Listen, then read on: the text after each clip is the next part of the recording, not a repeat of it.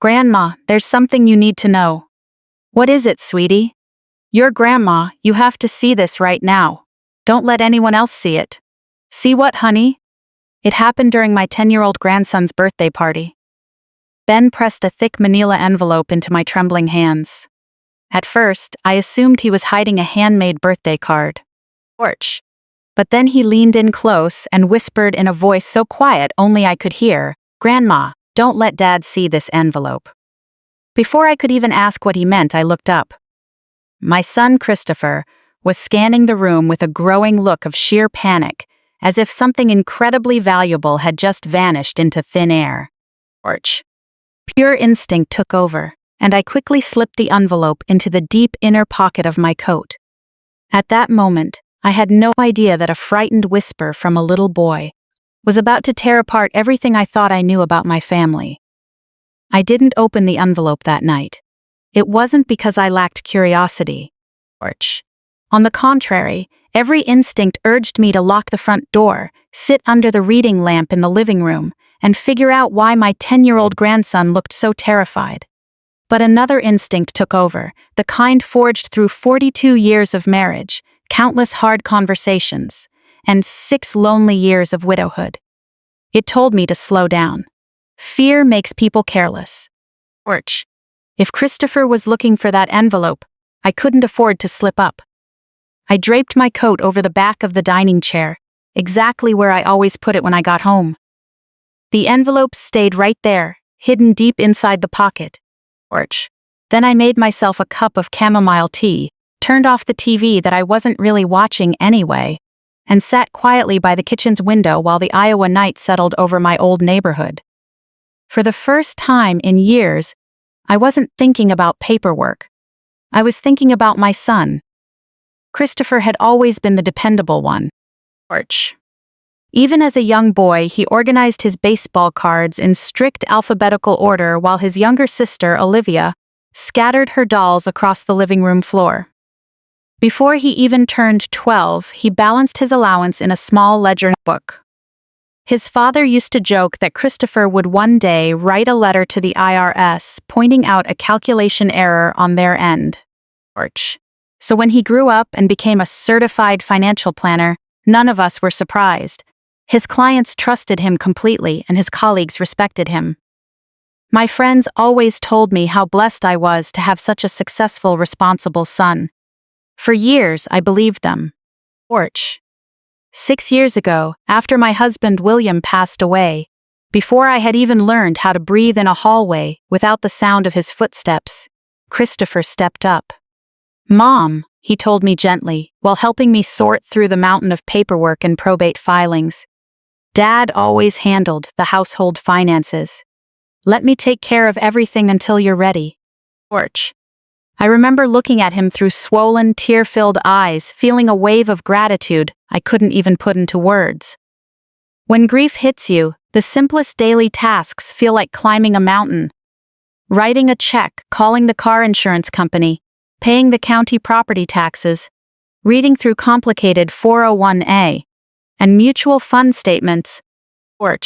Every single detail was a reminder that William was gone. Christopher seemed determined to shield me from that pain.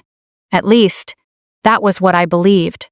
He organized every folder in my filing cabinet with meticulous care. He labeled 3-ring binders, built Excel spreadsheets, patiently explained the terms of my homeowner's insurance renewal, and set up automatic online bill payments because I still preferred writing paper checks. Whenever I apologized for relying on him too much, he would just smile and say, "That's what family is for." I repeated that line to everyone I knew. My son takes such good care of me. And for years, I never questioned it. Sitting alone in that quiet kitchen with an unopened envelope hidden in my coat, memories began resurfacing in a completely different light. Little moments and passing conversations that had once seemed completely harmless suddenly felt heavy. About 3 years ago, I asked Christopher for the annual investment report because I wanted to see how my retirement accounts were performing. He just chuckled and said, "Mom, you hate reading all that financial jargon. I'll just write up a summary for you." I accepted that without a second thought. George. Another time, I mentioned wanting to stop by the county assessor's office because I couldn't remember if our property taxes had gone up. Christopher insisted there was no need. I already checked on it. Everything is completely fine. Once again, I believed him. There were dozens of small moments just like that. Taken individually, they meant nothing. George. But piecing them together now, a pattern emerged that I had been completely blind to. I walked down the hallway and looked at the framed family photos hanging on the wall. There was the trip to Yellowstone when Olivia was 15 and Christopher was 19. There was a photo from the Christmas right after William retired, and another from Ben's first birthday. Every picture showed bright, happy smiles. Nothing in those frames hinted at the quiet secrets taking root beneath the surface. The next morning, I drove to the grocery store in town. Usually, I enjoyed wandering through the produce aisle, chatting with neighbors, and comparing apples. But that morning, I found myself watching the people around me, wondering how many families looked completely happy on the outside while carrying unseen burdens behind closed doors. The moment I stepped back inside my house, my cell phone rang. Christopher's name was flashing on the screen. I stared at his name for several seconds before answering. "Hi, sweetie." "Good morning, Mom." His voice sounded completely normal. Almost too normal. "Did you make it home all right after the party last night?" "I did, yes. Good, good." A brief pause followed, then silence. Christopher almost never hesitated when speaking. Finally, he spoke up again. "Did Ben happen to hand you anything by mistake yesterday?" My fingers tightened around the phone. There it was. He wasn't calling to check on my drive, or to ask about the birthday cake, or to see how I was feeling. He was fishing. "What do you mean?" I asked, trying to sound as casual as possible. "Oh," he let out a light laugh, trying to mask his tension. "You know how kids are. I thought maybe while he was playing in the garage, he might have grabbed some old papers and handed them to you." I forced a smile even though he couldn't see it. "No, honey. I think you're worrying over nothing." "I guess so." Another uncomfortable silence followed, and Christopher ended the call much earlier than usual. The second the line went dead, my heart was pounding in my chest. Why would a 44-year-old, highly successful financial planner care so much about a few old papers? Unless they weren't just old papers at all. That afternoon, Olivia called from Minneapolis. She worked as a pediatric nurse with long shifts, so we usually only spoke on Sundays. A midweek call caught me off guard. "I heard Ben had a great birthday," she said. "He did. He was so happy. I really wish you could have made it. We all missed you." She laughed, softly. "How has Christopher been lately?" I hesitated for a second. "Busy. But when isn't he busy?" Her reply was completely natural, free of doubt or suspicion. Olivia trusted her older brother completely, just like I always had. We chatted for another 20 minutes about everyday things, her garden, my book club, the unseasonably cool weather. I never once mentioned the envelope. It wasn't because I didn't trust Olivia, but because I wasn't ready to accuse anyone, least of all my own son. That evening, looking for a distraction, I decided to dust the bookshelf in the living room. As I wiped down the old novels William had collected over 40 years, my eyes landed on his favorite mystery book. William used to tell me that the best investigators solve cases simply by noticing the details everyone else overlooks. I would always laugh and say, "I could never do that." And William would smile back and reply, "Yes, you can, Sophie. You understand people better than you think." Maybe he was right. Because suddenly, another memory flashed into my mind. It was about Ben. Over the past year, my cheerful, energetic grandson had changed. It was subtle, but noticeable. He laughed less, and he spent far more time quietly watching the adults around him. Whenever Christopher walked into a room, Ben would instinctively look up with a guarded expression. I had assumed it was just part of growing up. Now I wasn't so sure. Children often pick up on truths that adults overlook. They might not fully understand what they are seeing, but they remember.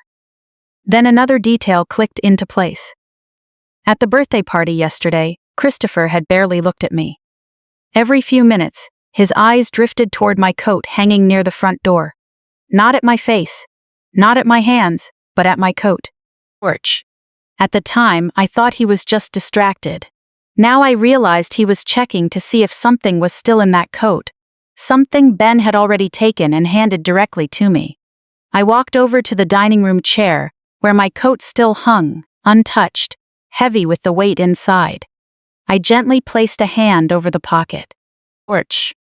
For the first time since William passed away, I realized there were profound secrets about my own family that I had never known. And before this night was over and the sun came up, I knew I had to open that envelope. The envelope sat on my kitchen table for nearly an hour before I finally found the courage to touch it. Porch. Outside, the wind rustled the leaves of the maple tree that William had planted the summer Christopher graduated from high school. Its branches scraped gently against the living room window, sounding almost like a soft knock at the door. For a fleeting moment, I imagined it was William telling me not to hesitate any longer. Porch.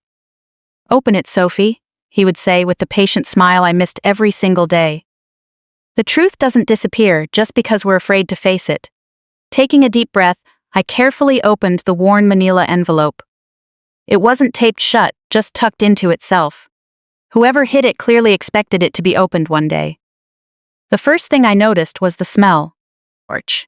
Old paper has an unmistakable scent, a distinct mix of dust, ink, and time.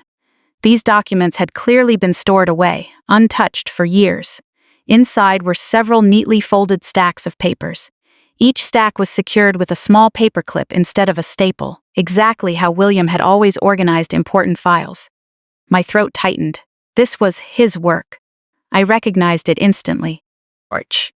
The first document was an investment account statement. I frowned. I didn't recognize the name of the financial institution, and the account number was completely unfamiliar. I adjusted my reading glasses and looked again. The account had been opened nearly 18 years ago. The account owner was listed as Sophia Elaine Wood. Not William, and not a joint account. Just me. Porch. I stared at the balance for a moment, blinking hard. I must have misread it. I picked up the paper and held it closer to the lamp. No, the numbers hadn't changed. It was a balance worth hundreds of thousands of dollars. I slowly set the statement back down on the table. While my modest retirement savings were decent, I had never owned an investment portfolio anywhere near this size. Porch. How could something like this exist without my knowledge? My hands began to shake as I picked up the second document. It was another statement and then a third. Each one showed steady, professionally managed growth over many years, complete with annual dividends and interest payouts.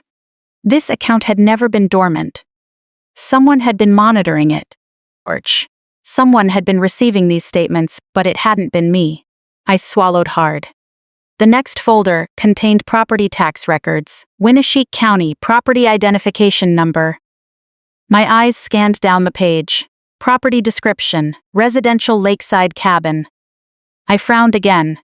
William and I had only ever owned one property together, our home in Cedar Falls. Porch. For years, we had talked about buying a small cabin by the lake for retirement. We had even clipped pictures from magazines, but we never actually bought one. At least, I thought we hadn't. The tax records went on, page after page. Every single year paid in full without a single late fee. The current estimated market value was substantially higher than I could have ever imagined. Porch. I leaned back against my chair, the room suddenly feeling very small. There was only one explanation. William had purchased the property and somehow never told me, or perhaps he had intended to. But his sudden illness changed everything. The next item in the envelope was much thinner.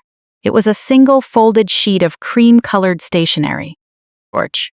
Before my eyes even focused on the words, my heart recognized it, William's handwriting. Even during his rounds of chemotherapy, his neat, flowing script had never wavered.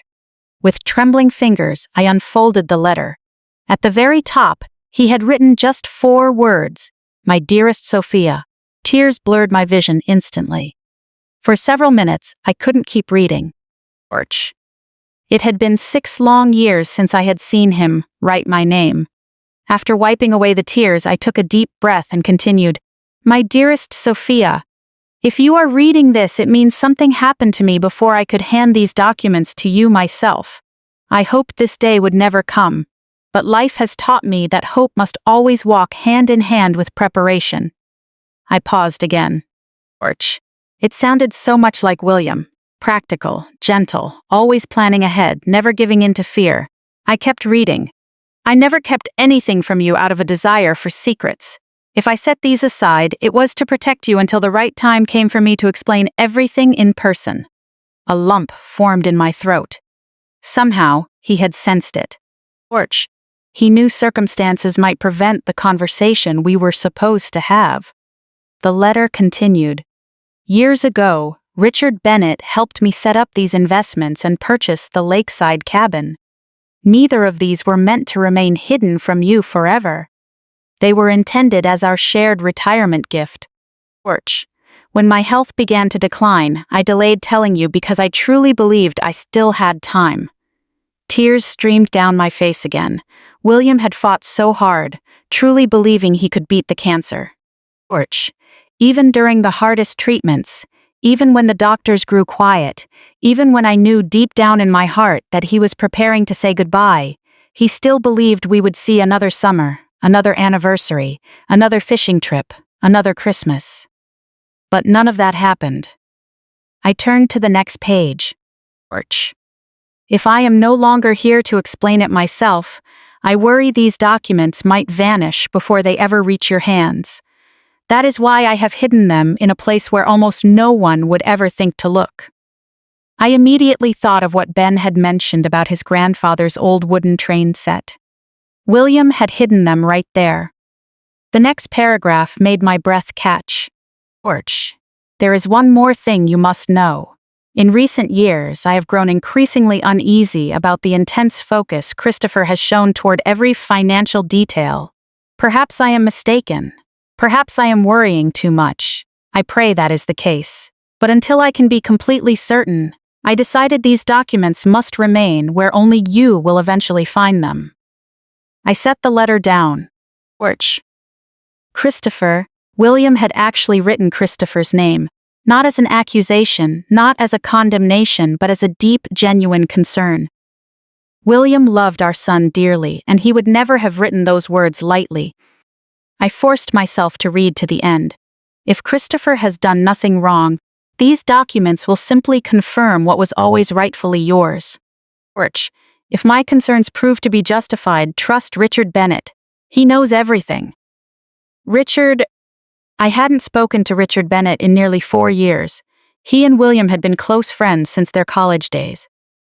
After William passed away, Richard eased into semi-retirement, spending his winters in Arizona. Suddenly, I understood why William had written his name down. George. He wanted another person to know the truth. Someone independent, someone he trusted completely, someone who understood the law and accounting standards. Then came the final paragraph.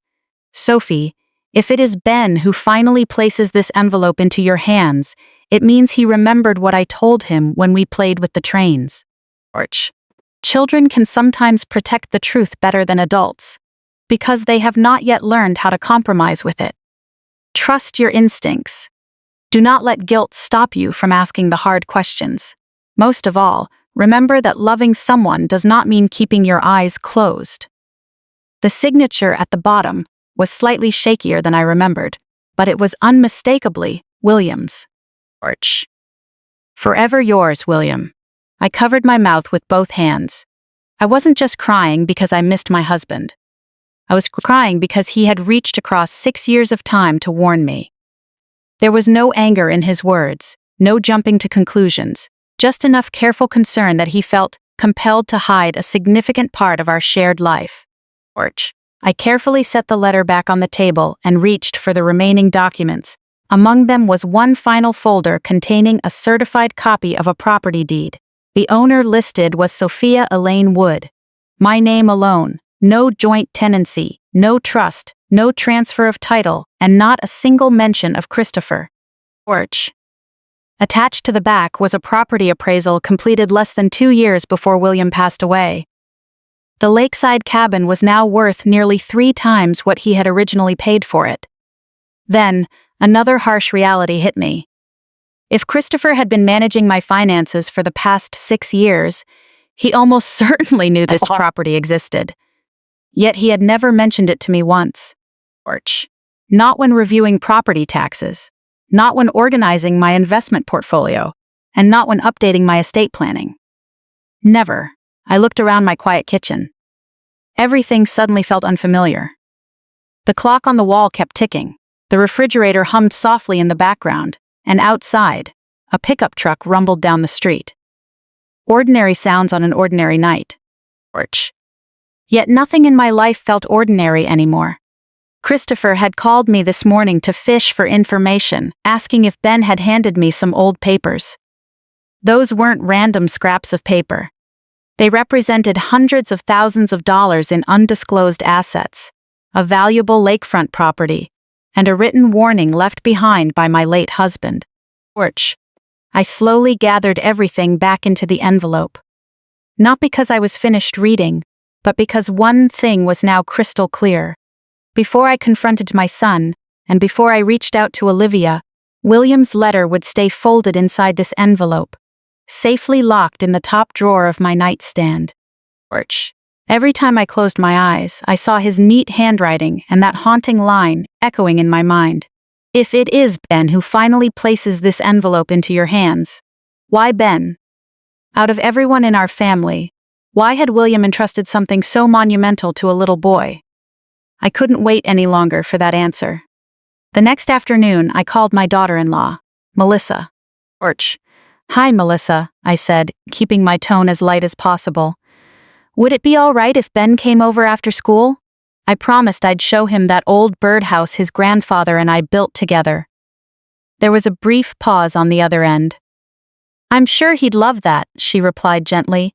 Christopher has a late client meeting today anyway. Her response eased the tension in my chest. I wasn't ready to have this conversation with Ben if Christopher was anywhere near the house. At 3:30, Ben climbed down from the yellow school bus, carrying a backpack that looked almost as big as he was. The moment he spotted me waiting in the driveway, his face lit up. Grandma! He ran straight toward me and threw his arms around my waist. For a brief second, everything felt warm and normal again. I hugged him tightly. Ready for some hot chocolate? You already know the answer to that. He looked up, grinning. I smiled back. I sure do. Inside, I made him a mug of hot chocolate topped with extra-large marshmallows. He sat at the kitchen island, swinging his legs beneath the bar stool, happily chattering about his math class, little league practice, and a science project on butterflies. I listened intently. Children deserve to enjoy their childhood. It broke my heart knowing that I was about to ask him questions no 10-year-old should ever have to answer. About 20 minutes later, I placed a plate of homemade oatmeal cookies between us. Ben. He looked up. Yeah, Grandma? I need to ask you something. His smile faded almost instantly. He knew exactly what this was about. It's about the envelope. I nodded gently. He looked down at the cookie in his hands. I figured you were going to ask. I'm not mad at you. I know. I just need you to tell me the truth. Several seconds passed in complete silence. Finally, in a soft whisper, he said, I was scared. I know you were, sweetie. I'm still scared. Hearing those words hit me harder than I expected. A child should never have to say something like that about his own home. I reached across the counter and gently held his small hand. You're safe here. He searched my face as if making sure he could truly trust me. Then, he took a deep breath. It started a few weeks ago. What started? Dad kept going out to Grandpa's workshop. The old workshop behind the garage? He nodded. I frowned. Christopher hadn't stepped inside that workshop in years. After William passed away, neither of us had the heart to clear it out. His tools were still neatly organized on the pegboard. His fishing rods leaned against the corner. Even the old radio on the shelf remained exactly where he had left it. What was your dad doing in there? He said he was looking for some old receipts. Ben didn't sound convinced by that excuse. I asked if I could help, and he told me to get out and stay out. Orch. Christopher had never used that kind of harsh tone with Ben before, at least not that I had ever seen. Did he seem upset? Ben nodded. He kept opening every single drawer, every single cabinet. He paused, then added, he even tried to move Grandpa's workbench. I stared at him. William's solid wood workbench weighed hundreds of pounds. Orch. Christopher would never have tried to move it unless he was absolutely certain something important was hidden beneath it. What happened next? Ben took a small sip of his hot chocolate. The next day, Dad went back out there. He spent even longer looking. Were you out there with him? I was playing with Grandpa's wooden train set. That caught my attention immediately. The big wooden train? Orch. Yeah. William had spent nearly 5 winters building that model train layout completely by hand. It rested on a massive plywood platform complete with miniature mountains, bridges, farms, and a tiny train station. Ben was completely captivated by it. Grandpa had never allowed anyone else to rearrange those tracks except for Ben. I remembered something Grandpa once told me, Ben said. Orch, my heart beat faster. What did he say? Ben offered a faint, bittersweet smile. The last time we played with the trains together, his voice got real quiet. He told me that every railroad needs a secret station. I furrowed my brow. A secret station? He smiled and told me I'd understand one day. Ben glanced toward the hallway, as if worried someone might suddenly walk in. Orch. Back then, I thought he was just joking around. So what did you do? I started searching. Where? Inside the little mountains, through the tunnels. He shook his head. Nothing. Inside the station, nothing. Inside the train cars, nothing. A small smile appeared on his face. Then I remembered Grandpa tapping on one of the little wooden houses. Goosebumps rose on my arms. Orch. When William built wooden crafts, he loved adding hidden compartments. He had once made me a jewelry box with 3 secret drawers. The train layout, of course. What did you find? Ben looked me straight in the eye. The roof came right off. I could practically see William's proud smile as he designed it. Inside the little house, Ben continued, nodding, there was a tiny box. Orch. And inside that box was the envelope. My breath slowed. William had hidden it so cleverly that Christopher had torn the workshop apart without ever finding it. What did you do after that? I opened the little box. Did you open the envelope? He shook his head quickly. No, why not? Because Grandpa wrote your name on it. My heart swelled. Orch. Even at 10 years old, Ben understood that some things belonged strictly to the person they were meant for. I put it in my backpack. What made you decide to take it? His expression changed, returning to that look of quiet fear. Because, he hesitated. It's okay, honey, you can tell me. That night, I heard Mom and Dad arguing. I froze. They were arguing? He nodded slowly. Orch. Dad was really angry. What did he say? Ben repeated the words almost verbatim. It has to be somewhere in that workshop. Dad wouldn't have destroyed it. Christopher had referred to William as Dad. That meant the conversation Ben overheard was very real, not a misunderstanding. What did your mom say? She told him to stop. What did she say exactly? Orch. Ben closed his eyes, trying hard to remember. Chris, if your mom finds out! He stopped. And then? Dad's voice got louder. Ben looked uncomfortable. I know I shouldn't have been listening. You don't need to apologize. What did he say? Ben dropped his voice to barely a whisper. I heard him say, she can never see those documents. The air in the kitchen suddenly turned freezing cold. Orch. Christopher wasn't just searching for something, he was desperate. Ben continued. Mom asked what would happen if you found them. And how did your dad answer? Ben swallowed hard. He said, if that happens, everything is completely over. A heavy silence settled between us. The only sound left was the ticking of the kitchen clock. Everything is completely over. Orch. Not Mom will be confused. Not those papers are outdated. But everything is completely over. That was Never something an innocent person would say. I squeezed Ben's hand tightly. What happened after that? I couldn't sleep. So the next morning, I made sure the envelope was safe in my room. Were you worried your dad would find it? He nodded. I hid it in my closet. For how long? All the way until my birthday. I looked at him in disbelief. You held on to it for almost 2 weeks? I didn't know what else to do. Why didn't you tell your mom? He looked down. She always sides with Dad. That broke my heart. Children pick up on far more than adults ever give them credit for.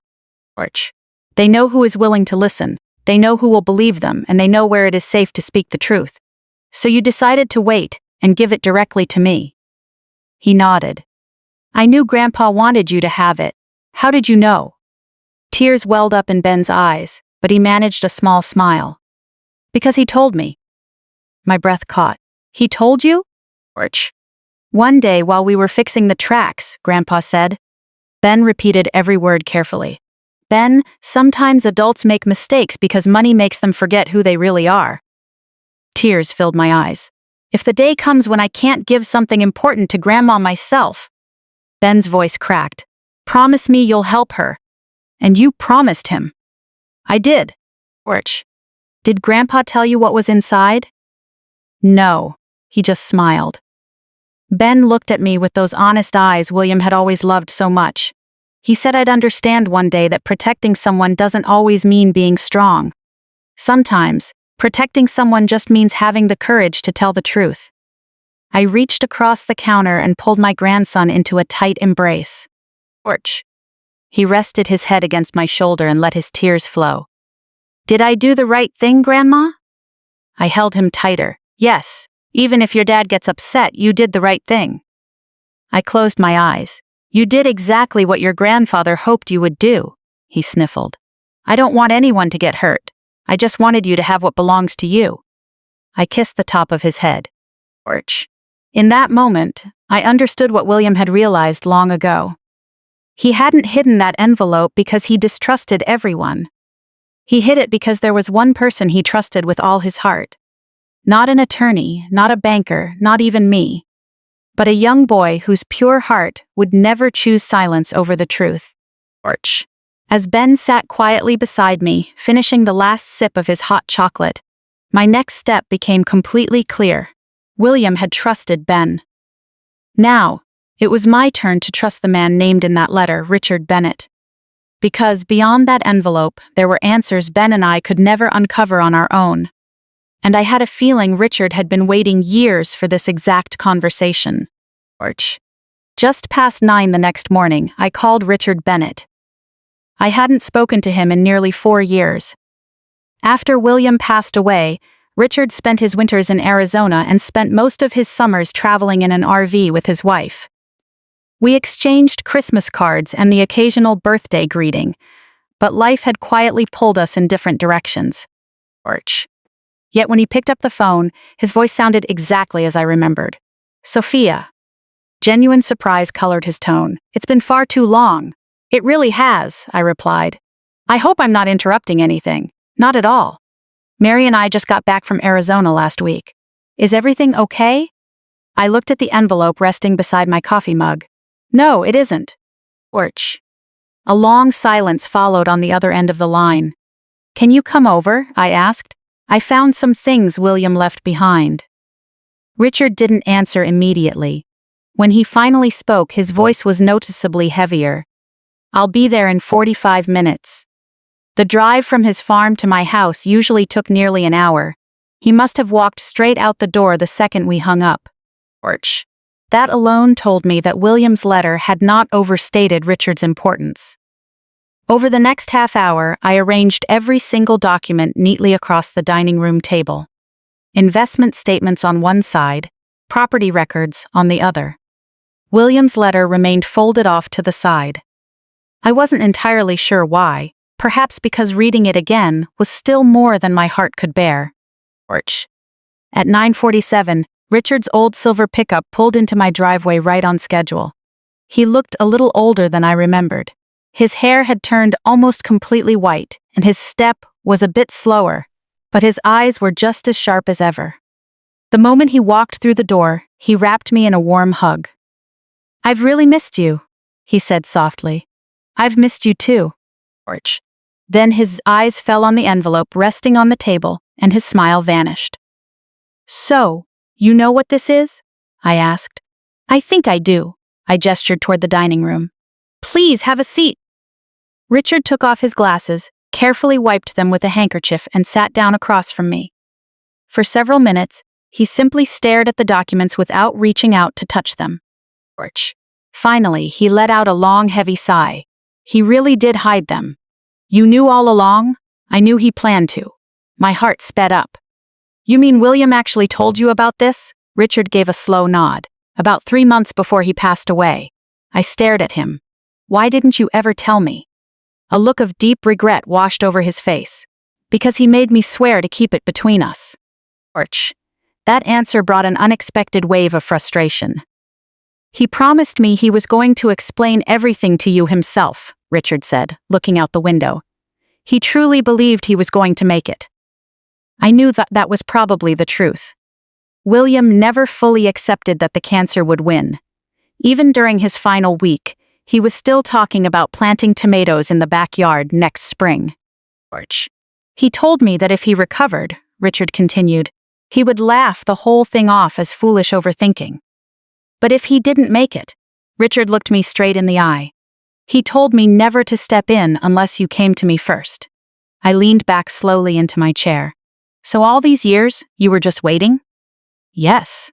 George. "Wondering if you would ever get the chance to know the truth." He nodded gently. "I prayed you would never have to." Silence fell over the room. Eventually, Richard reached for the oldest investment statement. "I remember this account. You helped him set it up." "I did." "Why was it only in my name?" A bittersweet smile crossed his face. "Because William insisted on it." "George," he said, "Sophia always puts everyone else first. I want to make sure there is one thing in this world that belongs entirely to her." Tears immediately welled up in my eyes. That sounded so much like my husband. "He wanted that account to be a retirement surprise for you." I smiled through my tears. "We always talked about traveling." "I know."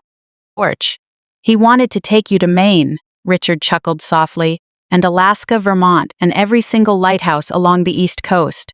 He had quite a list." For the first time since he arrived, we both laughed. Just for a second, it felt as though William were sitting right there beside us. Then, reality set back in. "George." "Richard," my voice dropped to a whisper. "Why did I never receive any of these statements?" He frowned. "You were supposed to." "I didn't. Every annual report was mailed out, but not to me." His expression shifted completely. "What do you mean?" "I have never laid eyes on a single one of these statements." Richard reached for another statement. "That shouldn't be possible." He shook his head. "George." Apparently it was.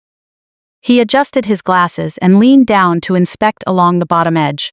Suddenly he froze. "What is it?" "This address. What about it?" "It was changed." I leaned in closer. "Changed to what?" "When we opened this account, every statement was sent directly to your home. But now." Richard slowly turned the page toward me. "George." "The mailing address wasn't my house. It wasn't even a P.O. box, it was an office building in downtown Cedar Falls." I recognized it immediately. Christopher Financial Planning, my son's firm. My heart felt like it stopped. Richard looked genuinely troubled. "I never authorized a change like that." "Did anyone else?" He furrowed his brow. "Only the primary account owner could legally authorize it." "George." "I certainly never did." He rubbed his forehead with a heavy sigh. "Then someone submitted forged paperwork." A heavy silence filled the room. Richard opened another statement and then a third. Every single annual report for years had been routed straight to Christopher's office. "I don't understand," Richard murmured. "Neither do I." He looked at me closely. "George." "Sophia, when did Christopher start managing your finances?" "Right after William's funeral." Richard slowly closed the folder. "The timing tells the whole story." "Why?" "Because this address change went through roughly 6 months after William passed away. Neither of us said a word.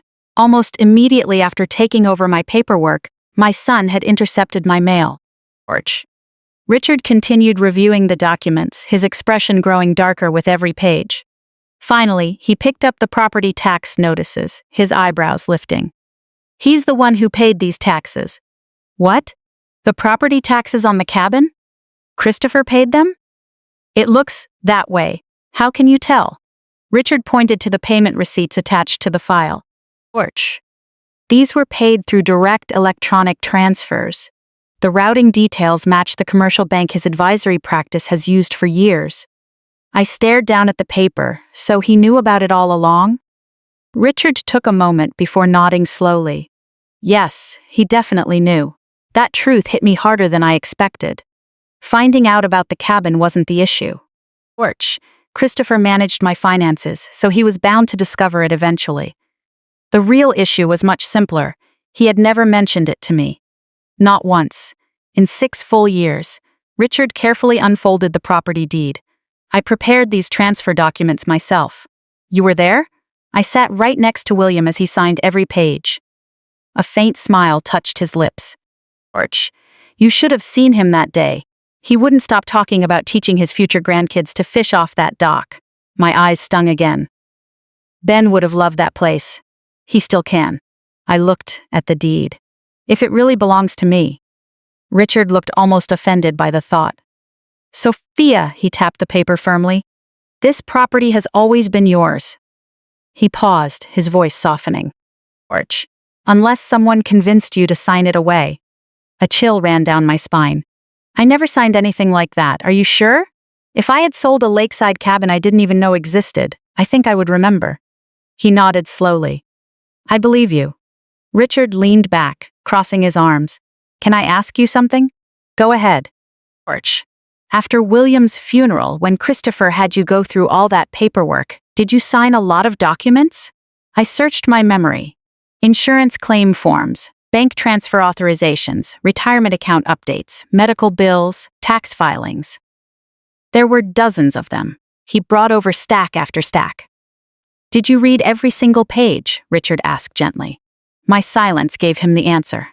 Porch. Grief had left me with a blind, desperate trust. Wherever my son pointed, I signed. Richard closed his eyes for a moment. Oh, William, he wasn't talking to me. He was speaking to the memory of his oldest friend. He saw this coming. Richard looked at me with open sympathy. He truly hoped he was wrong, but he was concerned enough to leave you a trail to follow. I looked back at the envelope. Porch. Just yesterday it had felt like an unsettling mystery. Now it had become something else entirely. Evidence. It wasn't enough to make formal accusations, but it was more than enough to raise serious questions, the kind of questions no mother ever wants to ask her own child. Richard gathered the papers into neat stacks and looked directly at me. Sophia. Yes? Porch. I think what we're looking at here is only the beginning. What do you mean? If Christopher redirected your financial mail, he paused, then we need to find out what else was kept from you. Those words hung heavily in the room. Porch. For the first time since Ben handed me that envelope, a chilling reality set in. The hidden investment account and the lakeside cabin might not be the biggest secrets Christopher kept from me. They might just be the first ones we happened to find. Porch. Long after Richard drove away, his words kept playing in my head. If Christopher redirected your mail, we need to find out what else was kept from you. For years, I believed my greatest hurdle after losing William was simply learning how to live alone. Porch.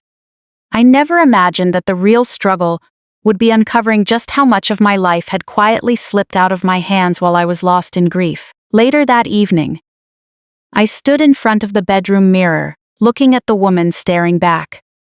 My hair had turned almost entirely white, and the lines around my eyes were deeper than they were 6 years ago. But something fundamental had shifted. Porch. The frightened widow who blindly signed every document placed in front of her was gone. In her place stood a woman ready to ask hard questions. And once you start asking questions, you cannot stop. I decided not to call Christopher just yet. It wasn't time. William's letter had taught me an essential lesson. Hasty assumptions can tear a family apart, just as easily as lies. Arch. If Christopher had a legitimate explanation, I wanted to hear it. But before that conversation happened, I needed cold, hard facts. The following morning, I drove over to the local post office. That familiar red brick building hadn't changed in decades. The postmaster, Mrs. Caldwell, had known me since my kids were in elementary school. When she saw me walk in, she gave a warm, welcoming smile. Arch. Sophia, it's been ages. It really has. What can I help you with today? I wanted to ask about mail forwarding. Her demeanor turned professional. What about it? I'd like to check if there is an active mail forwarding request on file for my home address. She typed away at her keyboard for a moment, then frowned slightly. There's nothing active right now. Arch. My heart sank a little, but then she added, there was one on file a few years back, though. I kept my voice as steady as I could. For my address? Yes, ma'am. Could you tell me where that mail was forwarded? She hesitated. I'm sorry, Sophia. Without formal authorization, I can't release specific archived records. I understand. She looked at me with quiet sympathy. Arch. If this is tied to any legal or official matter, we can provide the full records once a formal request is submitted. Thank you. That really helps. Even though I didn't walk away with every specific detail, I left with something invaluable. Confirmation. Richard had been completely right. A forwarding order had existed. Someone had intercepted my mail. Arch. The only question left was, how much had I missed? That afternoon, my phone rang again. It was Christopher. I stared at his name on the screen for a long moment before answering. Hi, Mom. Hello, Christopher. I was just thinking. His tone sounded overly cheerful. Why don't I swing by tomorrow and help you clear out your home office? My office? Arch. You've been talking about sorting through those old files for a while now. Had I? I didn't remember ever mentioning that. I have some free time, he went on, and we can just run everything you don't need through the paper shredder. There it was. The shredder.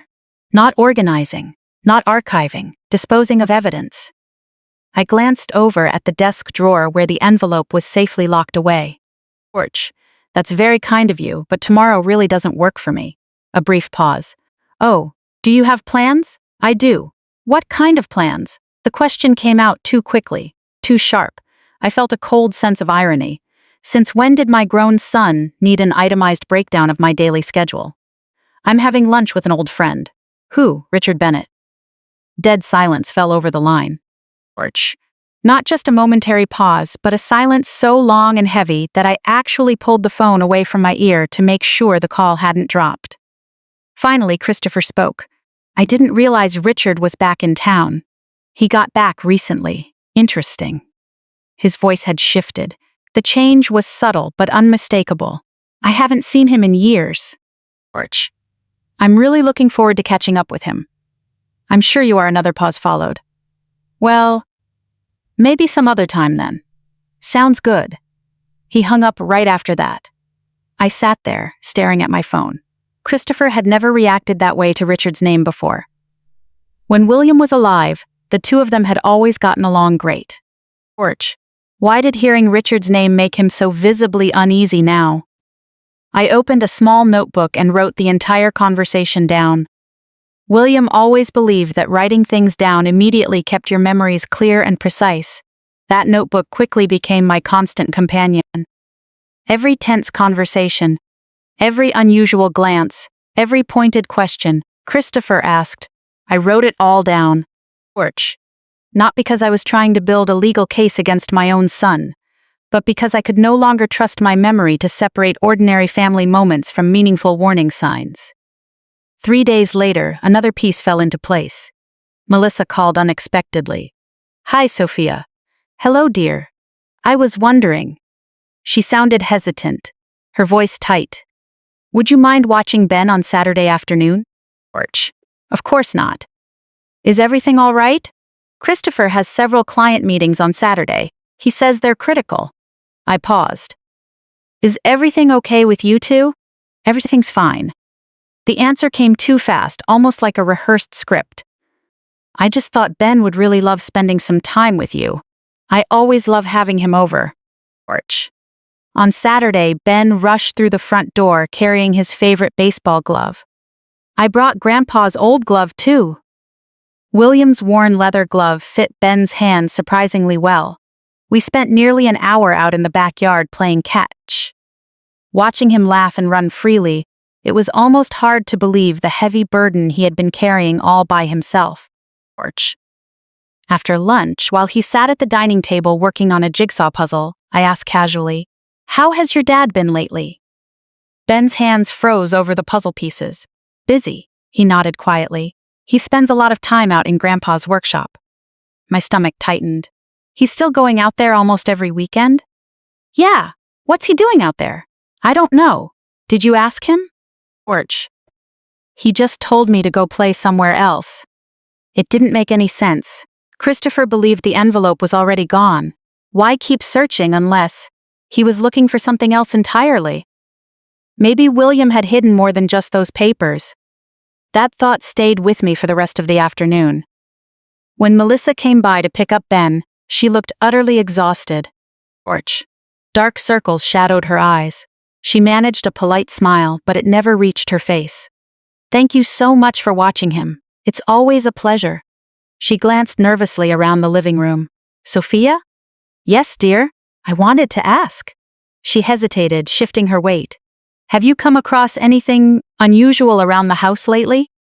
My pulse quickened. "What kind of things?" "Oh," she forced a quick, nervous laugh.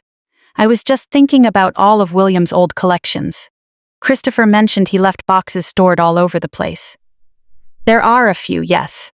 I guess you'll get around to going through them eventually." "I imagine I will." She looked caught between disappointment and relief, an internal struggle that was hard to miss. Before heading out, she wrapped her arms around me, holding on much longer than usual. As she pulled away, she whispered, "Take care of yourself." It didn't sound like a simple goodbye. It felt like a warning. That night, I replayed every single interaction in my head. Christopher trying to get his hands on my paperwork, his probing questions about the envelope, his sharp reaction to Richard's name, Melissa's visible distress, Ben mentioning that Christopher was still tearing through the workshop. The pieces still didn't form a complete picture, but one painful truth was undeniably clear. Christopher wasn't just trying to cover up something from the past. He was creating an atmosphere of fear for the very people who loved him most. And whatever secret he believed was still out there, running out of time was making him increasingly desperate. The following morning, for the first time since William's funeral, I unlocked the workshop door. Motes of dust floated in the sunlight cutting across the room. His tools still hung in neat, orderly rows. His worn woodworking apron remained on its hook. Everything looked exactly as he had left it. I walked over to the handcrafted model train platform. Ben had already explained where the hidden compartment was. Following his directions, I lifted the miniature train station's roof. The compartment was empty now, but as I ran my fingertips along the inside of the wooden box, something felt off. There were faint scratches along the back panel. They weren't from natural wear and tear or simple accidents. Someone had repeatedly reached inside, likely using a pocket knife or a small screwdriver to pry at it. The wood around the edges was chipped, showing clear signs of frantic searching. Christopher. I couldn't prove it yet, but I could picture him standing right where I was, yanking open drawers, checking floorboards, and tearing through cabinets, convinced there had to be something else hidden away. I reached for the small flashlight William always kept hanging by the workbench. Surprisingly, the batteries still worked. Kneeling beside the train table, I inspected the hidden compartment under the beam of light. The back panel appeared slightly darker than the surrounding wood. William had always loved puzzles. Whenever he built a piece of furniture, he would craft hidden drawers, secret jewelry compartments, and sliding panels that only opened if you pressed the exact right spot. He used to tell Ben, "A true craftsman hides the best treasures where only patient hands will find them." Remembering that brought a faint, sad smile to my face. I gently pressed down on one corner of the compartment. Nothing happened. I tried another corner. Still nothing. After a few minutes, I sat back on my heels and let out a soft laugh. Torch. If you're watching me right now, William, I whispered into the quiet room, you must be thoroughly enjoying this. Right then, my phone buzzed in my pocket. It was Richard. Sophia, you were just on my mind. I've been thinking about those documents all morning. I turned up a few things in my old archived files. I straightened up immediately. What did you find? Torch. I think it's better if I show you in person.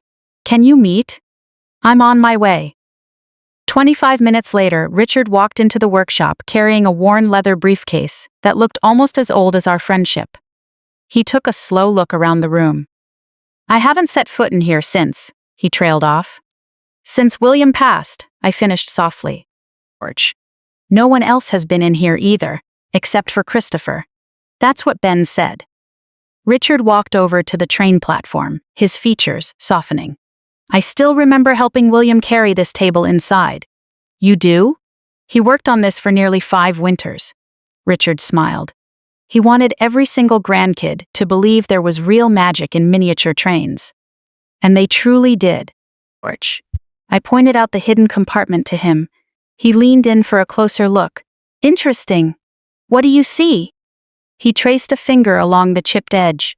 These scrape marks are fresh. Are you sure? I'd bet my pension on it.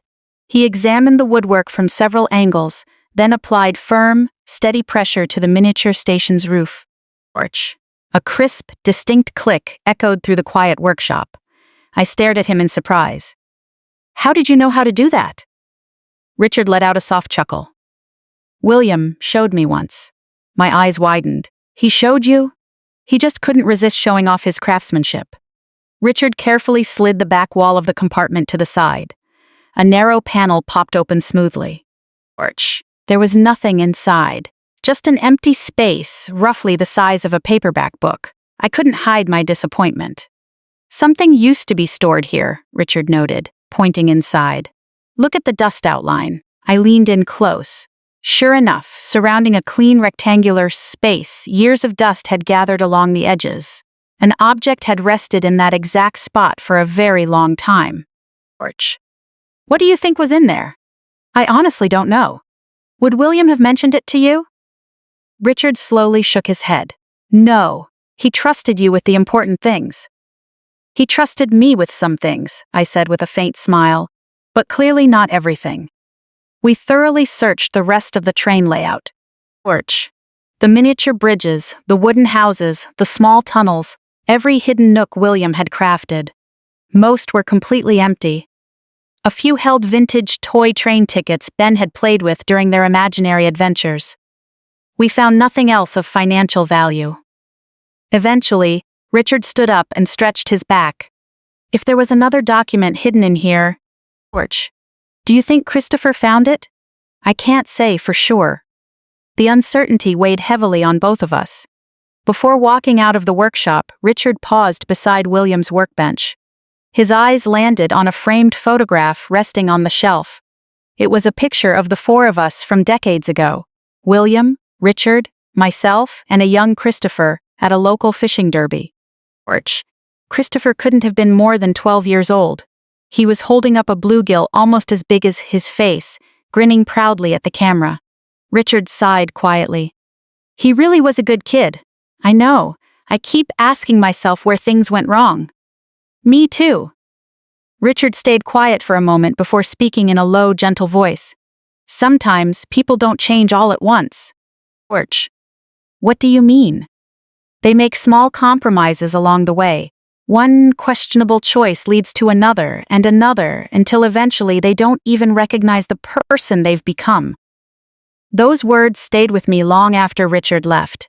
That evening, I decided to go through the filing cabinets in my home office. Torch. Not because I expected to uncover dramatic evidence, but because I realized I had never actually looked closely at my own financial records. Christopher had handled everything from day one. Admitting that made me feel deeply uneasy. How had I let myself become so completely dependent? Torch.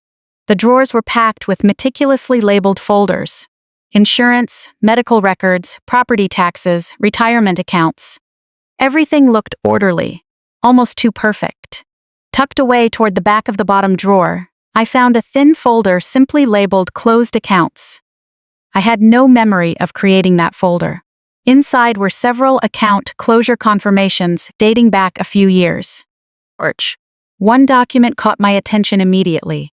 It was a savings account William and I had opened shortly after Olivia was born. The entire balance had been transferred out. Transferred where? The document didn't say. It simply noted that the account had been closed voluntarily. Voluntarily? I frowned. William and I had never discussed closing that account. I jotted down a quick note in my notebook. Who authorized the closure of this account? The next page was for an old certificate of deposit. That had been closed out too. Once again, there was no record of where the funds had gone. Maybe every transfer had been entirely above board. Maybe not. At this stage, I refused to jump to conclusions. Facts had to come first, conclusions later. Just as I pushed the drawer shut, a knock sounded at the front door. I wasn't expecting anyone. When I opened the door, Melissa was standing on the porch alone. She looked completely drained, her eyes red and swollen, as if she hadn't slept in days. Sophia, I'm so sorry for stopping by without calling first. Don't worry about that. Come on in. The tone of her voice made it clear right away. This was not a casual visit. We sat down in the living room. For a few minutes, neither of us said a word. Finally, she looked directly at me. Sophia. Yes, dear? I need to ask you something. I waited patiently. At Ben's birthday party, did he hand you anything? My heart gave a sudden leap, but I kept my face completely still. Why do you ask? She looked down at her hands. Because Christopher won't stop talking about it. He's talking about it? She nodded slowly. He keeps saying there's something missing from the workshop. I see. He's questioned Ben multiple times, asking if he found anything out there. That took me by surprise. He's interrogating Ben? Melissa closed her eyes tightly. I told him to stop. A deep wave of empathy washed over me. She looked like someone caught in an impossible position, torn between protecting her husband and shielding her child. I honestly don't know what's happening anymore, she admitted in a quiet voice. Christopher never used to act like this. I know. He barely sleeps. He spends hours obsessing over old paperwork. The second he thinks no one is looking, he slips out to your workshop. She swallowed hard, her voice trembling. And last week, I caught him tearing through Ben's bedroom. I stared at her in shock. He searched Ben's room? She nodded. He was convinced Ben hid something in there. My heart broke. William had been entirely right. Ben hadn't imagined a thing. Melissa looked at me, tears welling up in her eyes. I don't know what he's looking for, but whatever it is, she paused, struggling for words.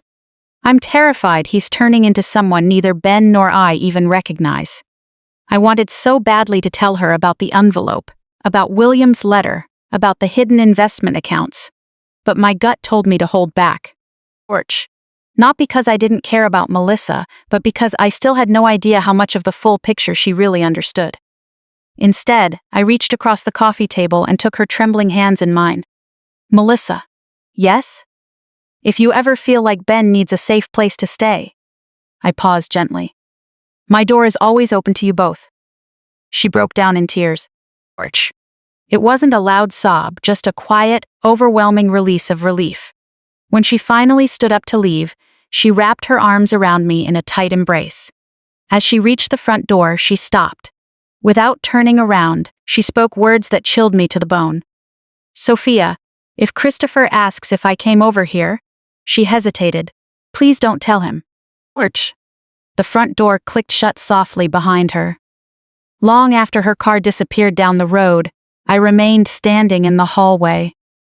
One thing had become painfully undeniable. Christopher wasn't just hiding things from the past anymore. He was causing real distress to the people who loved him most, and whatever secret he was trying so desperately to protect, his desperation was growing by the day. Melissa's visit stayed with me long into the night. She hadn't defended Christopher, but she hadn't outright accused him either. She simply looked like someone carrying a weight far too heavy to bear alone.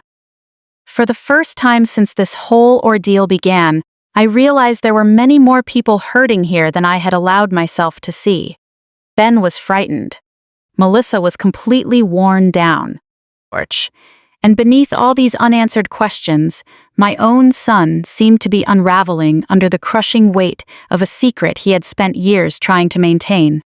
That didn't excuse what he was doing, but it served as a stark reminder that the truth is rarely as simple as good versus evil. Sometimes it's about one terrible compromise forcing another, until the web of deception grows so large that there is simply no way out. The following Monday, Richard called before I had even started breakfast. "I've been thinking," he said, skipping any polite pleasantries. "So have I. I want to take a drive." "Where to?" "The lakeside cabin." I glanced at the desk drawer where William's letter was kept. "I was hoping you'd say that." "I went ahead and called the county assessor's office," he added. My heart skipped a beat. "You did?" "They confirmed something very interesting." "What's that?" "The property taxes have been paid on time every single year." "I already knew that much." "Here is what surprised me." He paused for emphasis.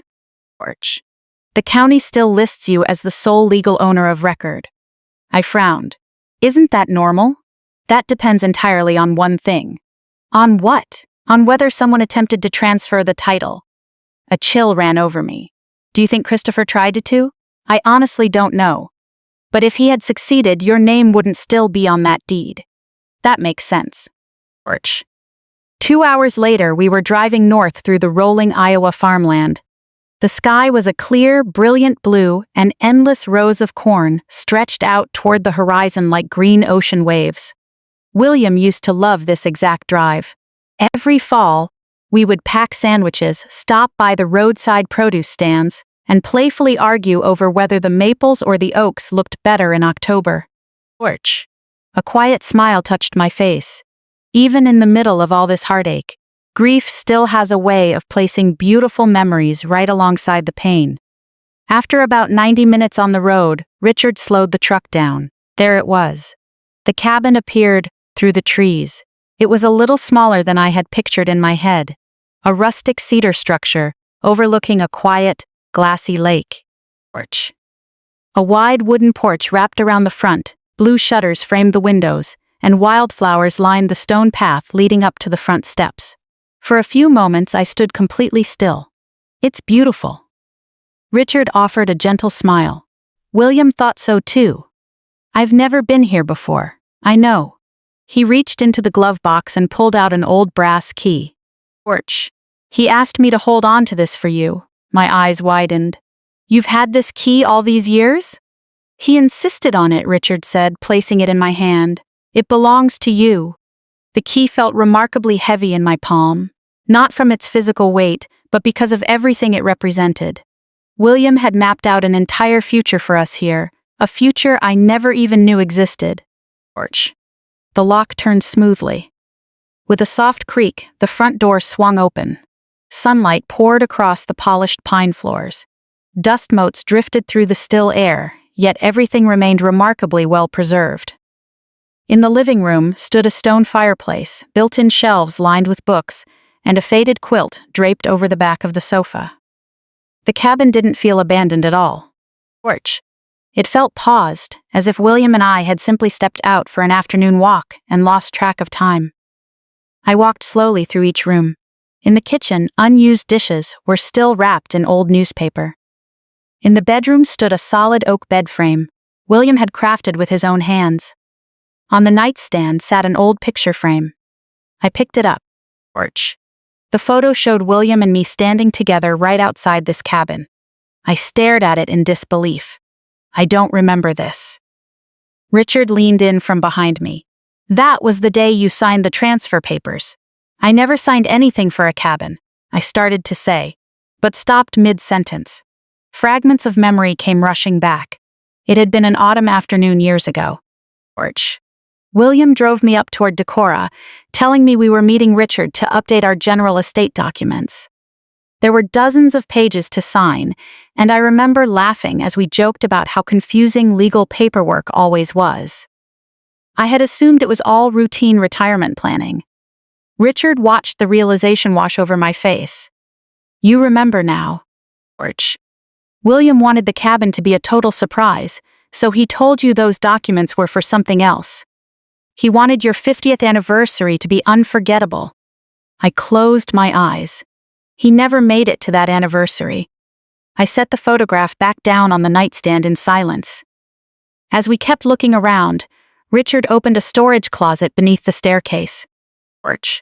Several cardboard boxes were stacked inside, mostly filled with ordinary household items like extra blankets, fishing tackle, and vintage lanterns.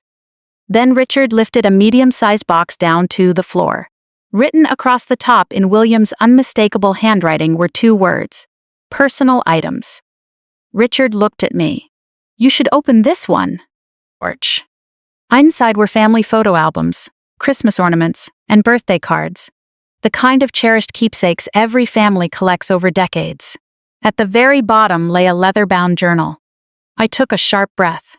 William rarely kept a diary. Carefully, I opened the cover.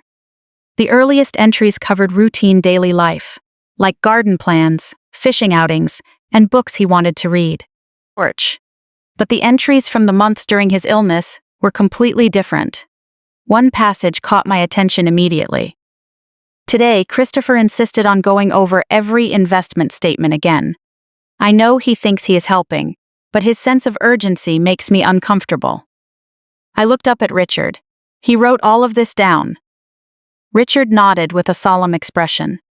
Keep reading, George. Another entry read, perhaps I am overthinking things. When illness sets in, grief starts early. Even so, I decided to keep several assets separate until I can understand why Christopher keeps asking the exact same questions. I swallowed hard. William wasn't accusing our son. Even as he wrote down his concerns, he was still second-guessing his own judgment. George. Flipping forward a few pages, another sentence made my blood run cold. Christopher offered to have me sign several financial forms today while I was heavily medicated. I told him to come back another day. My hands began to shake. I never knew about any of this. No! Richard's voice dropped to a quiet murmur. He never wanted you carrying that worry while he was still around. I kept reading. George. The final entry, written just weeks before William passed, was brief. If my suspicions about Christopher are mistaken, I pray Sophia will forgive my excess caution.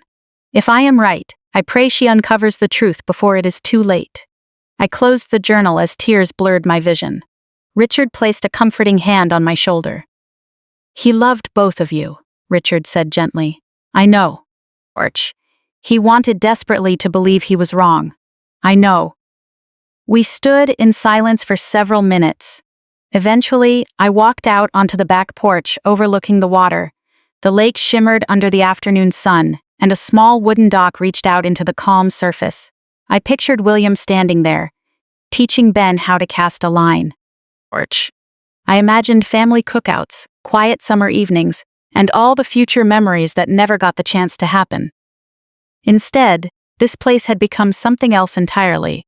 A piece of evidence, a spark of hope, and perhaps the one place where William's voice still felt close enough to hear. As Richard stepped onto the porch beside me, his phone rang. George. He glanced at the screen and his expression shifted immediately. What is it? I asked. He answered the call. Hello. He listened for less than 30 seconds before hanging up, his face noticeably pale. Richard? That was an old friend of mine down at the county recorder's office. What happened? He looked directly at me. Sophia, he remembered something. Remembered what? George. About 18 months ago. He hesitated.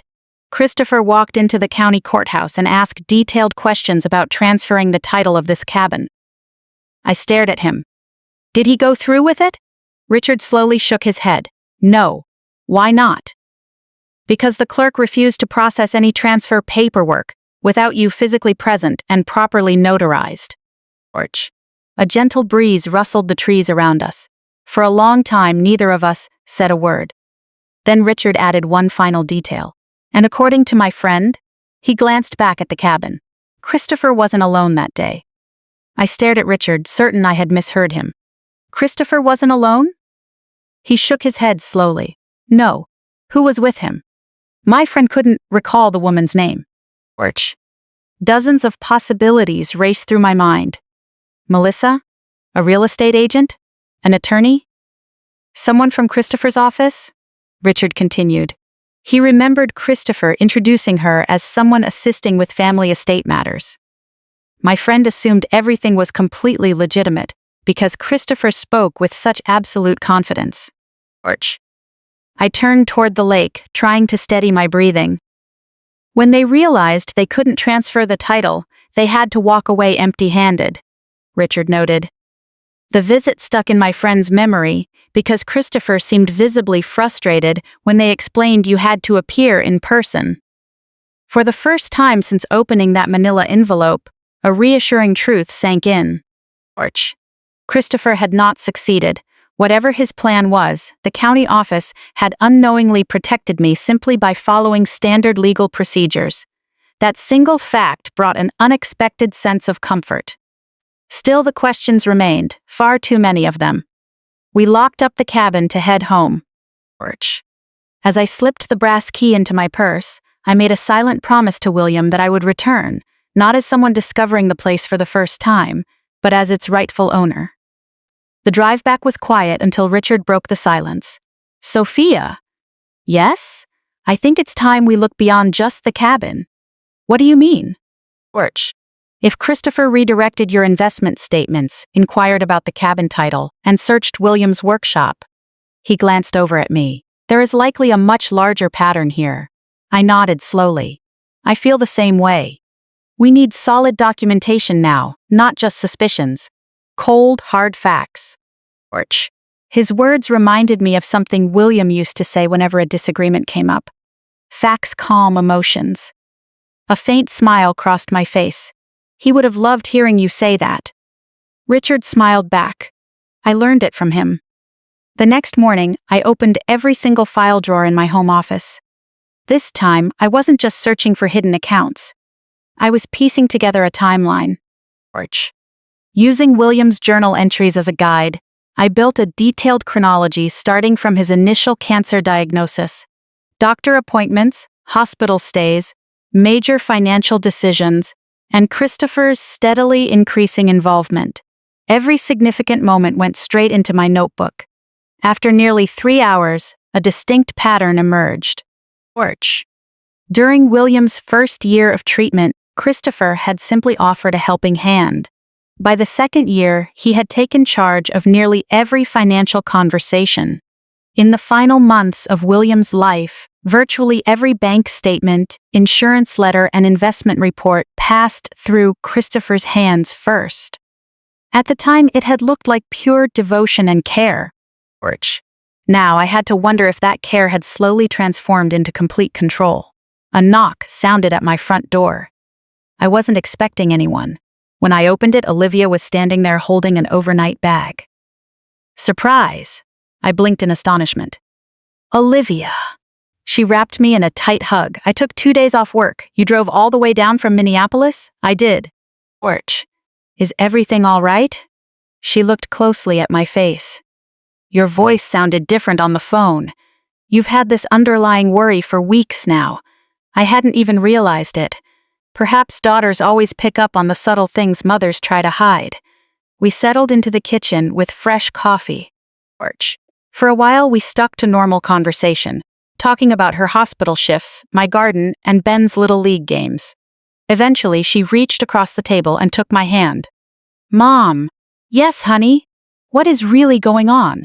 I looked at her for a long moment. Orch. I trusted Olivia with all my heart, but I knew that sharing the truth would shatter the comfortable illusion of the perfect family we had maintained for so long. I stood up slowly and retrieved the envelope from my desk. When I set it down in front of her, her expression shifted instantly. What is this? I need you to promise me something. Don't interrupt until you've read through everything. Orch. She nodded. Over the next hour, I walked her through William's letter, the investment statements, the deed to the lakeside cabin, Richard's notes, and the detailed timeline I had put together. Olivia barely said a word.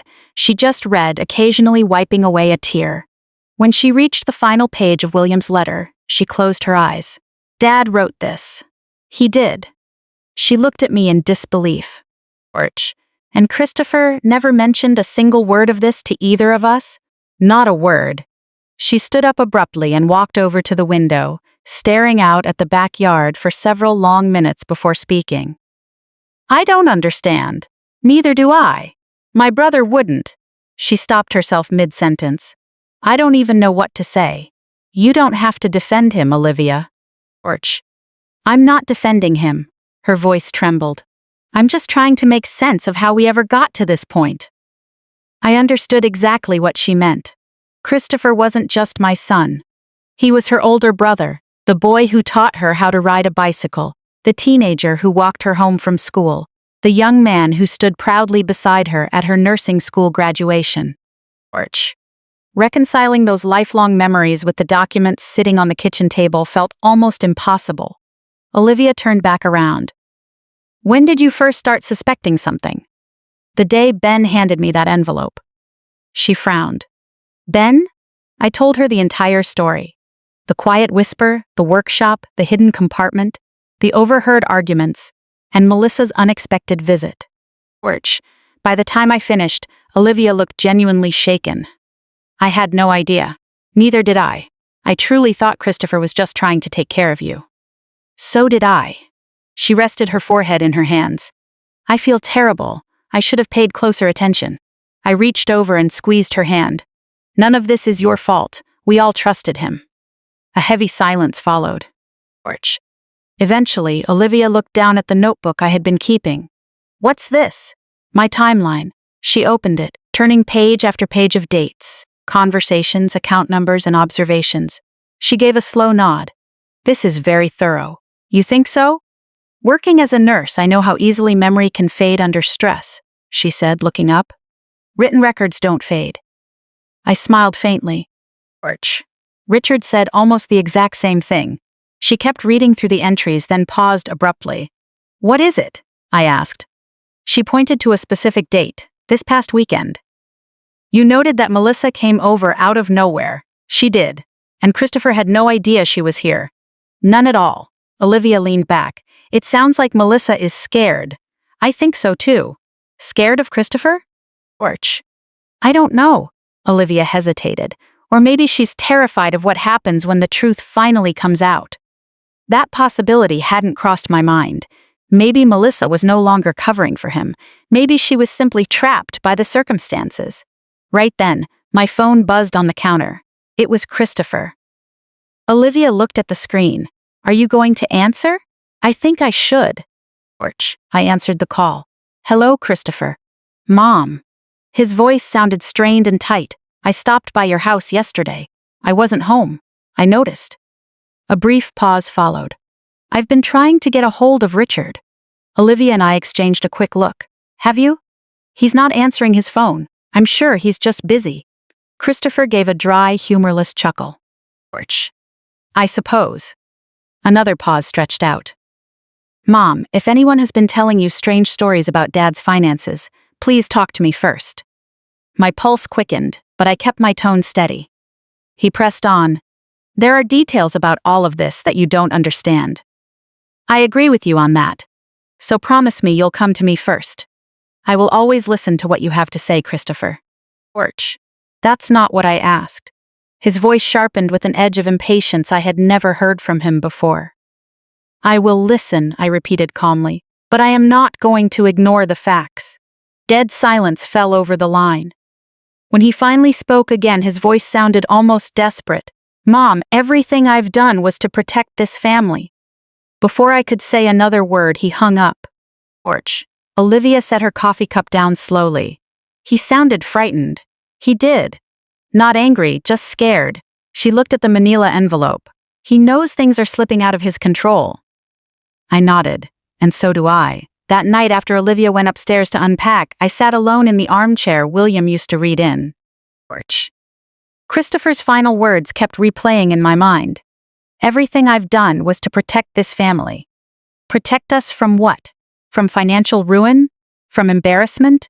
Or from a truth so damaging that he believed years of deception were completely justified? Looking at the growing stack of files on the table, one thing was clear. Torch. The envelope had answered many questions, but it had also uncovered a much larger mystery. Because if Christopher genuinely believed he was protecting us, there had to be a deeper reason buried somewhere, a reason he was terrified to speak aloud. Torch. And whether that reason stemmed from pride, fear, or something far more complicated, I was determined to bring it to light before another lie could bury the truth. Christopher's parting words echoed in my mind long after the line went dead.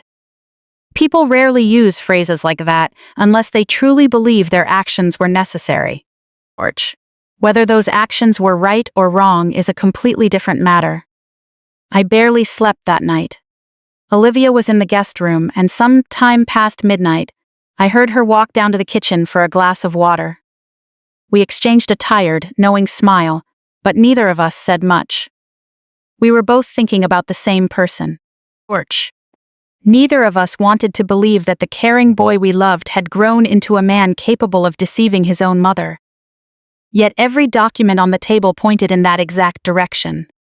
The next morning, I made pancakes because Ben was coming over after school. Melissa had texted me the night before.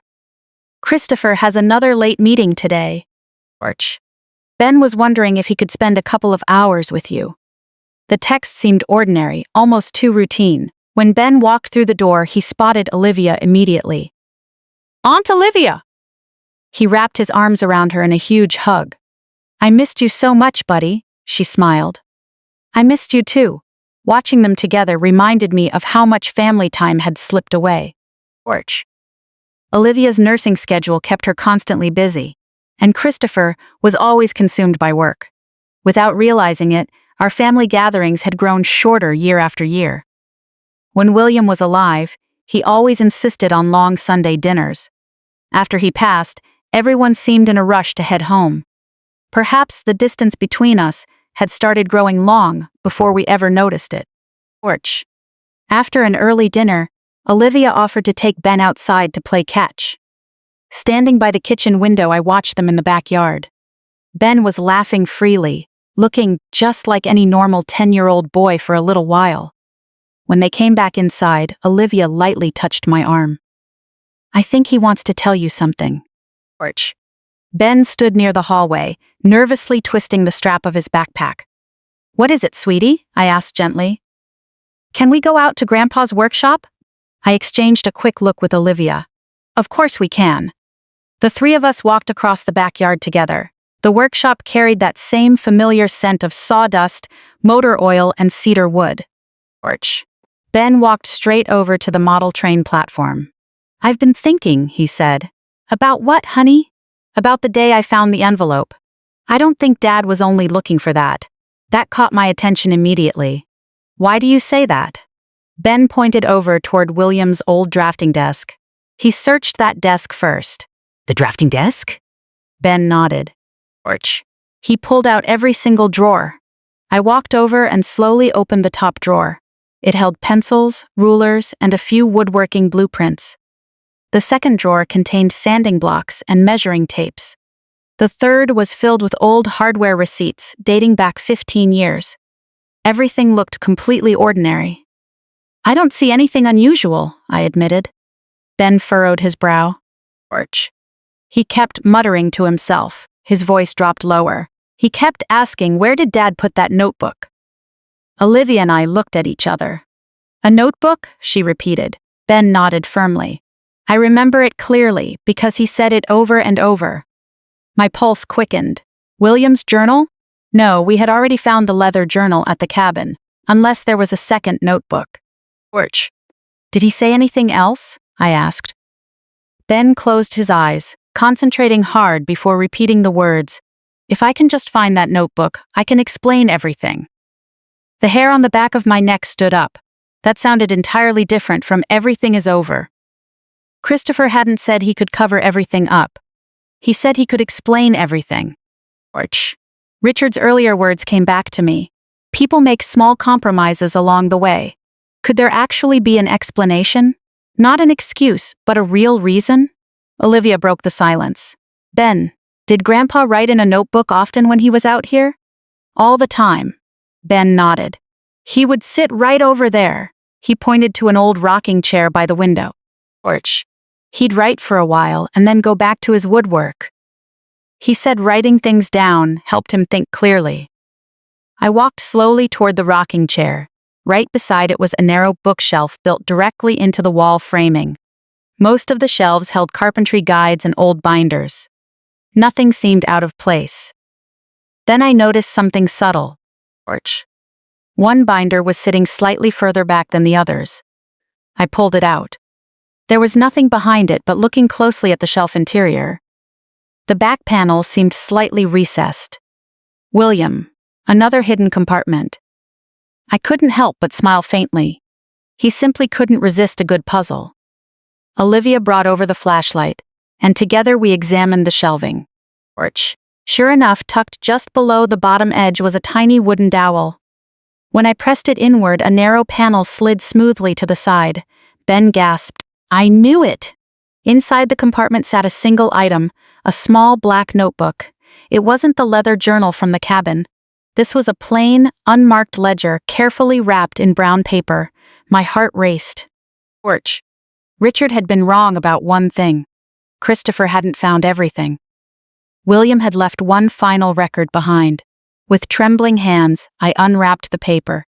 The very first page had a single date written at the top, 3 years before William passed away. Porch. The next page was filled with dense columns of numbers. Investment balances, account numbers, and property assessments. Every figure matching the documents in the envelope perfectly. A few pages in, the entries changed from figures to personal notes in William's handwriting. Today, Christopher asked detailed questions about every investment again. I still believe his intentions are good. Porch. Perhaps he is simply worried about Sophia's long-term security. Then another entry, Christopher mentioned his financial firm is expanding very quickly. I hope the professional pressure is not overwhelming him. Olivia leaned in closer. Read the next one. I turned the page. Porch. Today, Christopher admitted that one of his largest clients lost a significant amount of capital in a failed market venture. My eyes widened. He had never told any of us about that. Olivia shook her head. Never mentioned a word. Another entry read, Christopher said the client is placing full responsibility on him, even though standard protocols were followed. Porch. Richard had never brought this up either, and Christopher had kept completely silent about it. The very next entry made my stomach drop. Christopher asked if he could temporarily use some of our investments as collateral, so he could resolve his firm's liquidity issue. I held my breath. What does that mean? Ben whispered. Porch. Olivia answered before I could. It means someone wanted to borrow against Grandpa's assets. I kept reading. I refused. That single sentence sat alone on its own line. No explanations, no extra words, just 3 clear words. I refused. The next entry appeared several weeks later. Christopher apologized for the request. He stated the firm's situation had improved. Porch. I truly hope that is the case. Followed by, yet I still have a lingering concern. I closed the notebook for a moment. Suddenly, Christopher's behavior became slightly more understandable. Not acceptable, but understandable. Professional crisis, intense stress, and growing desperation. Porch. If his advisory firm had run into serious trouble years ago, that might have been where everything started unraveling. The regulatory oversight from agencies like FINRA and the SEC is unforgiving, and a major client dispute could easily dismantle a financial career. Ben looked up at me with wide eyes. Grandma, does this mean Dad did something wrong with your money? Porch. The innocence in his voice broke my heart. I knelt down beside him. We don't know the whole story yet, sweetie, but Grandpa was very concerned back then. Very concerned, Olivia agreed, placing a gentle hand on my shoulder. We need to show this to Richard. I know.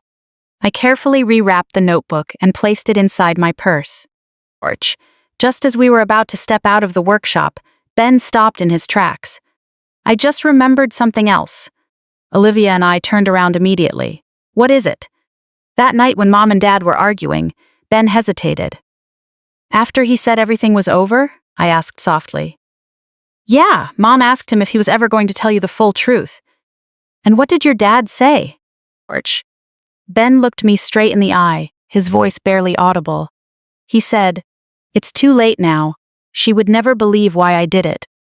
The three of us stood there in total silence. For the first time, the core mystery had shifted. The question was no longer simply whether Christopher had hidden the truth. Porch. It had become something much deeper.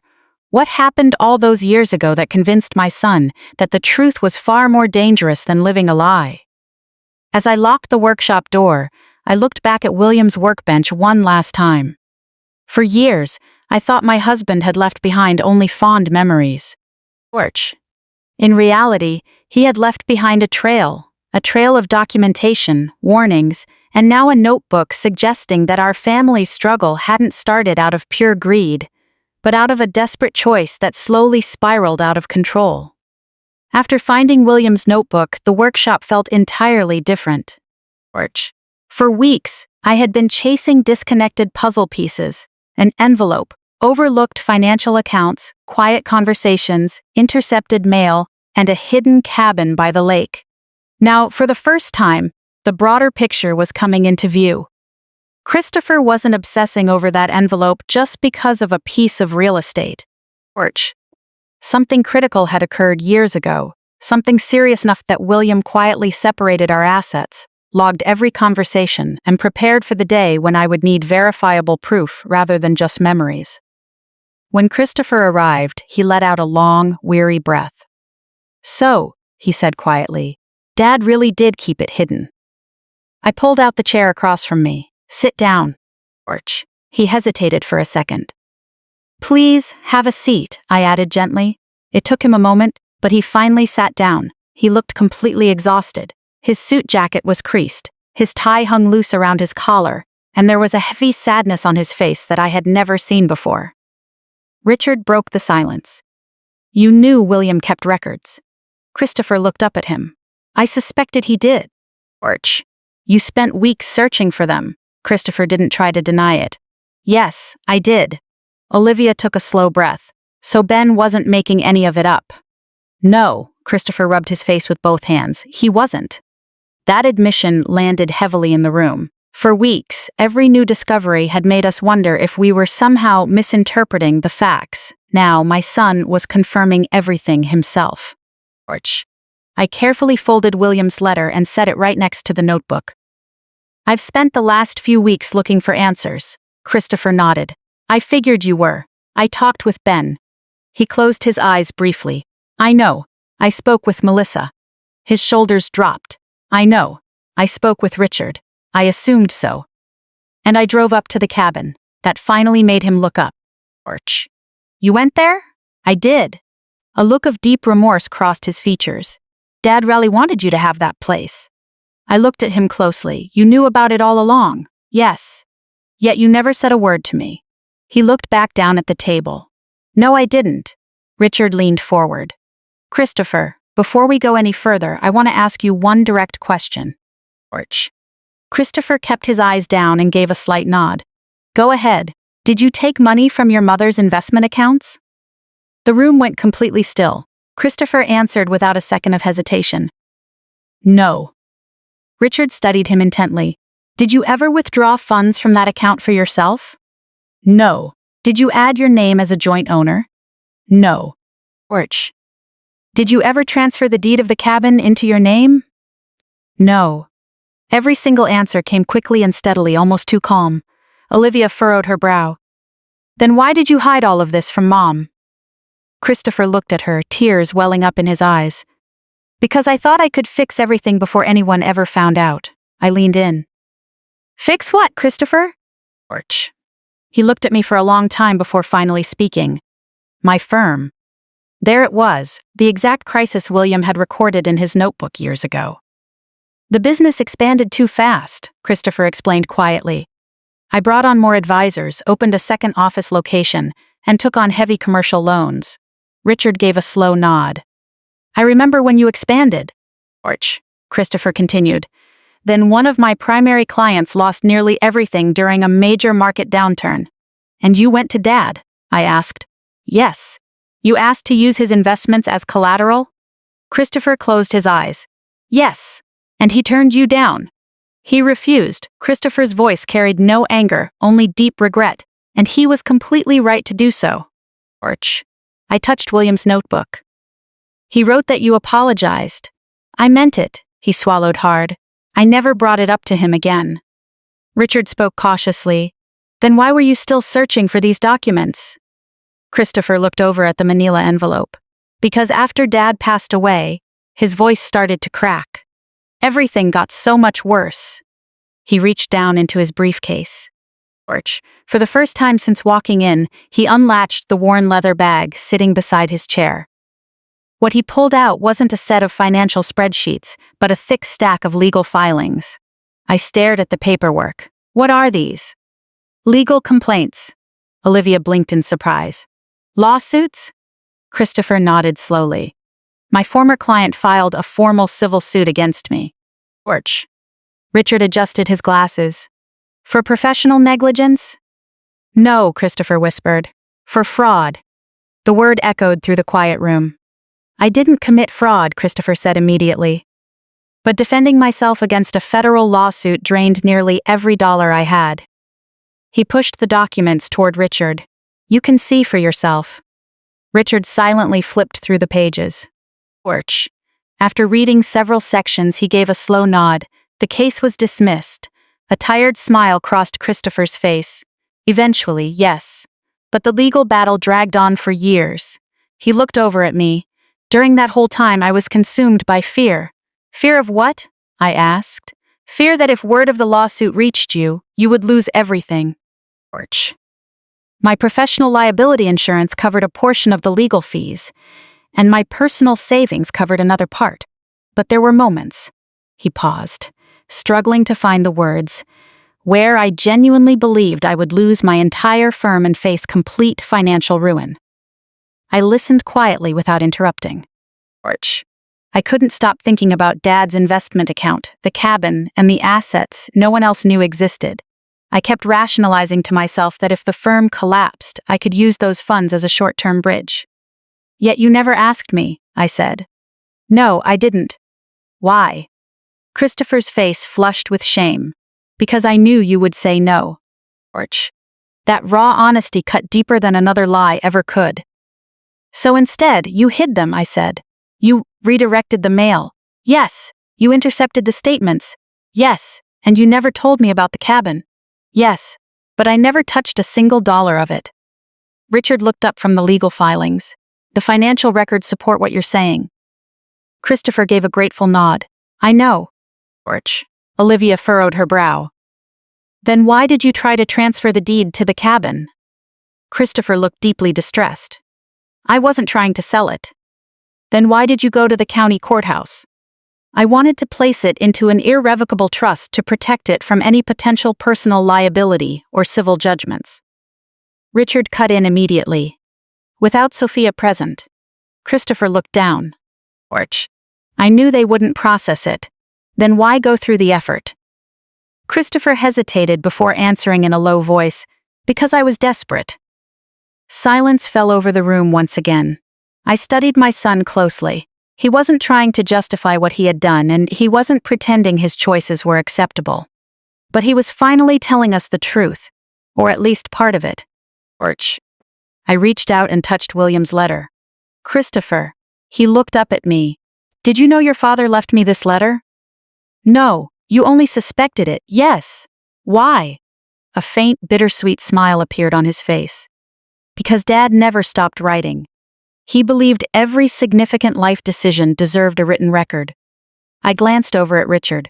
There was certainly no arguing with that. Christopher took a deep breath, his voice shaking. When Dad refused to let me use those assets as collateral, I realized he had lost faith in my judgment. His voice cracked with emotion. I hated myself for that. Olivia spoke up gently. Then why didn't you just tell Mom the truth after Dad passed away? George. Christopher answered almost instantly. Because with every month that went by, it became harder to say. Every lie required another lie to keep it covered. I kept telling myself that as soon as the litigation was over, I would explain everything. But by the time the case was finally dismissed, I was too terrified to admit what I had done. Richard closed the lawsuit folder. George. I believe the majority of what you've shared. Christopher looked at him. The majority? Richard tapped the manila envelope. There is still one critical question you haven't answered. Christopher gave a slow, solemn nod. I know. Richard's tone turned firm. If you never intended to take anything, why were you so desperate to recover William's notebook and this envelope? George. Christopher looked directly at me. The tears he had been fighting back finally began to fall. Because, his voice dropped to a barely audible whisper, Dad wasn't the only one who wrote everything down. Everyone in the room froze. My pulse quickened. What do you mean? I asked. Christopher closed his eyes. There were letters. What letters? He opened his eyes and looked straight at me. George, letters I wrote to Dad. I confessed everything. I admitted every mistake. I owned up to every lie. Before he passed, he told me that he would decide whether anyone else ever needed to see them. Richard's expression changed instantly. You believed William hid those letters along with everything else? Christopher nodded. Yes. And if you found them, he looked at me with complete heartbreak. George, you would finally see the absolute worst of what I had done. No one moved. Christopher's words hung in the air like a ringing church bell. The letters I wrote to Dad. I stared at him, searching his face for any hint of deflection or exaggeration. Instead, I saw something I hadn't seen in years. Deep, unvarnished shame. Not embarrassment, not the fear of being caught, but profound remorse. George. Richard broke the silence. How many letters were there? Christopher swallowed hard. I don't remember the exact number. 5, maybe 6. They were never meant for anyone else to read.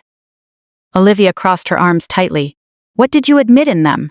Christopher looked at her, then back at me. Everything. George. The lawsuit, the pressure, the deception, the forwarded mail, and the hidden investment statements. He closed his eyes. I told Dad how disgusted I was with myself. A heavy quiet settled over the room. Part of me wanted to be furious. A part of me certainly was. But another part simply felt exhausted. For weeks, I had imagined complex schemes of how he might be taking advantage of my estate. George. Now my son sat before me, admitting to years of deceit, while maintaining that he had never crossed that final legal line. Richard spoke up again. Do you understand why it is difficult for us to take your word for it? I do. Christopher nodded. If I were sitting in your chair, I wouldn't believe me either. George. He stepped down from his practice and cooperated fully with the independent audit of his client accounts. Months later, the state licensing board concluded its formal review. George. Finding no evidence of client theft or misappropriation of family funds, they issued a formal disciplinary reprimand for compromised professional judgment and failing to maintain proper operational boundaries under financial strain. He accepted the outcome without complaint. When he called to share the decision with me, he didn't ask for sympathy. George. I accept every consequence that came with this, he said evenly. I know, I replied. I didn't call to dwell on it. Why did you call then? I wanted you to hear the resolution directly from me, not through someone else. For the first time in years, he chose direct accountability over convenience, a shift that carried more weight than he realized. Melissa transformed as well. George. The constant tension that had weighed on her seemed to lift completely. One Saturday morning, she came by carrying a small cardboard box. I found these while clearing out the attic, she said. Inside were dozens of family photographs Christopher had boxed up years ago and never brought over. George. There was a photo of William showing Ben how to tap small nails into scrap wood, a picture of Olivia and me baking holiday cookies, and one of a 16-year-old Christopher standing proudly beside the very first birdhouse he built with his father. Melissa smiled gently. I felt these belonged back here. I gave her a warm hug. They always have. She let out a quiet sigh of relief. George, I should have spoken up years ago. You wanted Christopher to tell me himself. I did. I thought I was protecting our marriage. She looked out toward the garden. Instead, I was helping sustain a lie. I held her hand. We've all made choices we wish we could undo. She nodded. The important thing is making better ones moving forward. Those words stayed with both of us. George. Through everything that unfolded, Ben remained the brightest light of all. One afternoon, he walked into my kitchen carrying a small wooden box. I built this, he said, handing it to me proudly.